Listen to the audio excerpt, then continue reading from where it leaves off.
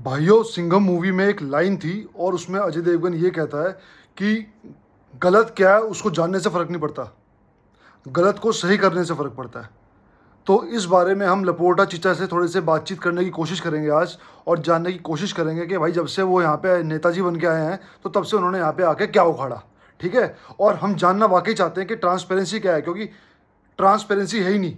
चारों तरफ काला पानी है, आर पार दिख नहीं रहा क्या हो रहा है। तो हमें आज पानी साफ चाहिए, और उस साफ पानी के लिए आज कुछ कुछ तथ्यों पे नज़र डालेंगे भाई, कुछ पॉइंटर्स पे नज़र डालेंगे कि हाँ भाई ये हो भी रहा है नहीं हो रहा। लेकिन भाई उससे पहले बात कर लेते हैं विनीशियस जूनियर की। 1 बिलियन का ऑफर आया है विनीशियस जूनियर के लिए।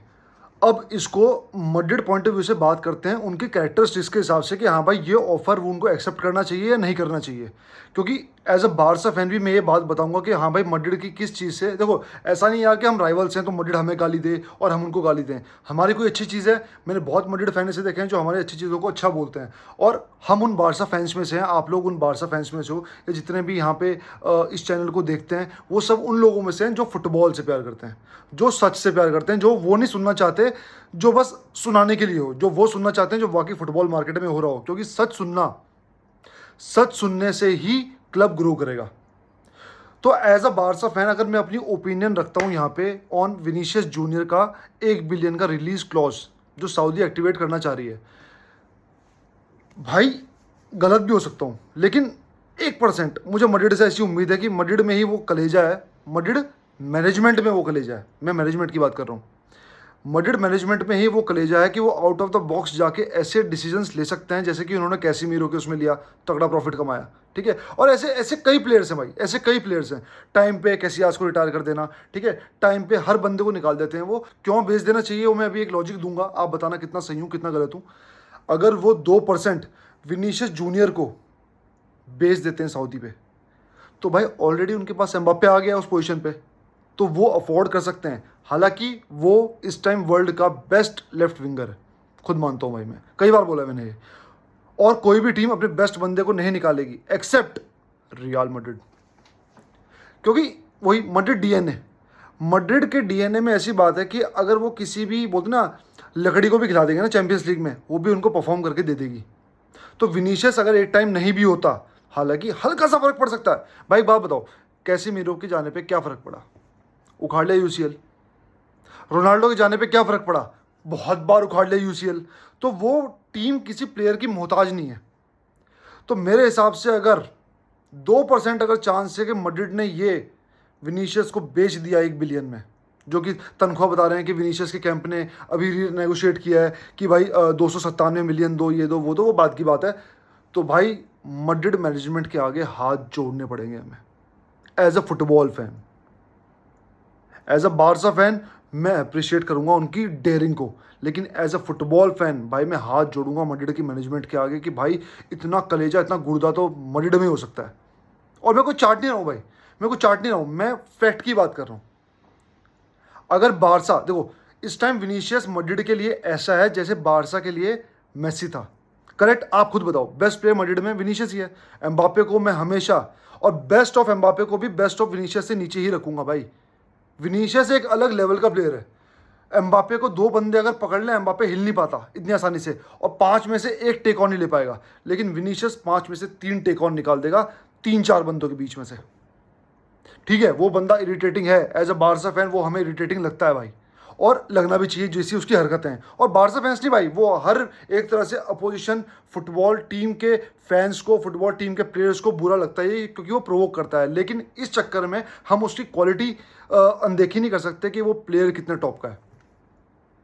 तो अगर विनीशियस चला जाता है तो मुझे नहीं लगता कि मड्रिड को इतना कोई फर्क पड़ेगा, क्योंकि स्टार्टिंग ऑफ द सीजन है, mid of the season transfer तो ये है नहीं कि फर्क पड़ेगा।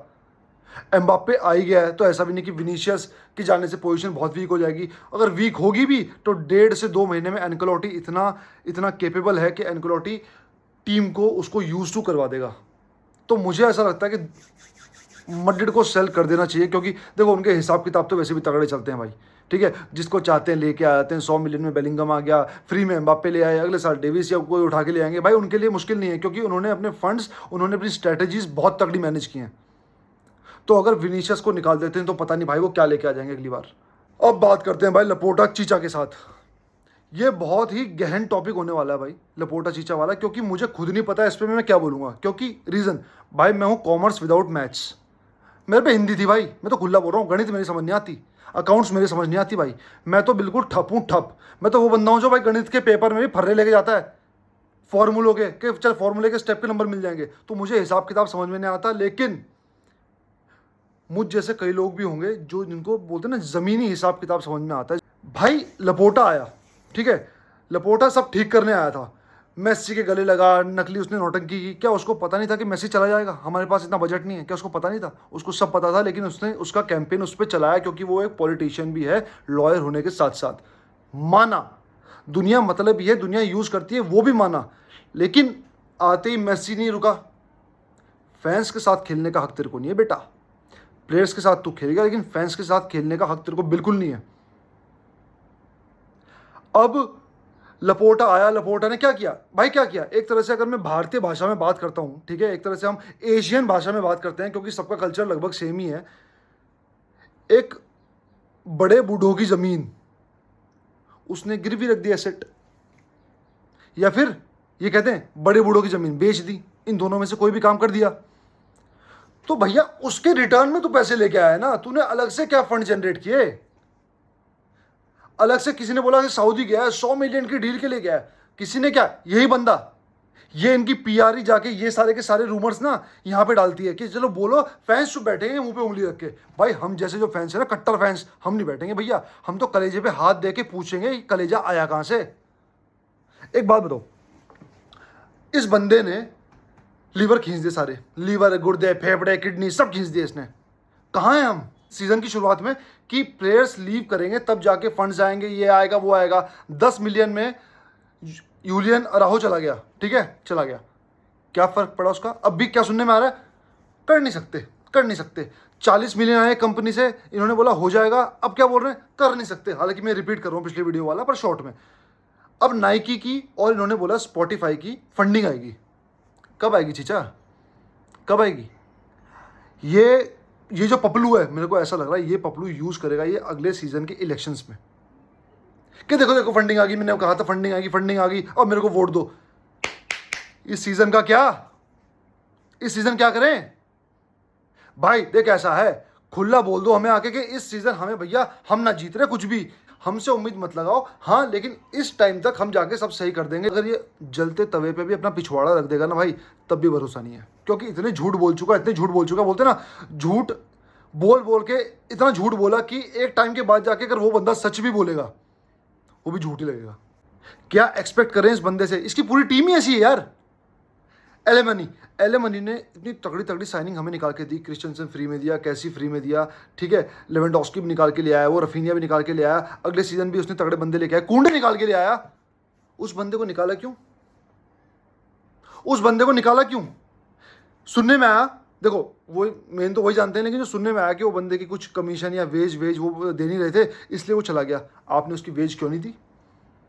आप एक डेको जो कि एक प्लेयर का एजेंट है, उसको आप वेज दे रहे हो स्पोर्टिंग डायरेक्टर की, लेकिन आप ऐसे बंदे को नहीं दे पाए जो कि एक मेन बंदा है और वो कुछ कर सकता था।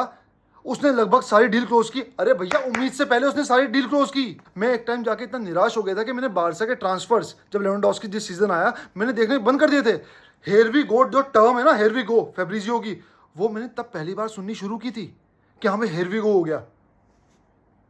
एलिमनी ने खटाखट चेल्सी के मुंह से कुंडे निकाल के ले आया। आई थिंक चेल्सी के मुंह से रफीना निकाल के ले आया था, या आर्सेनल के मुंह से। हाँ, आपने उस बंदे को जाने दिया? अबे कितनी डिमांड कर ली उसने वेज। अबे ऐसा क्या तेरी मतलब हद ही पार कर दी क्या उसने? अगर थोड़े बहुत बढ़ा के दे सकते थे तो कम से कम दे सकते थे ना तुम उसको। तुम इस गधे पे इन्वेस्ट कर रहे हो, कम से कम वो घोड़ा घास खाता तो हमें जिताता तो सही। ये गधा तो रहेंगे नहीं ना। इसको तो ये नहीं पता कि 2 किलो रुई में ज्यादा वजन होता है या फिर 2 किलो चावल में।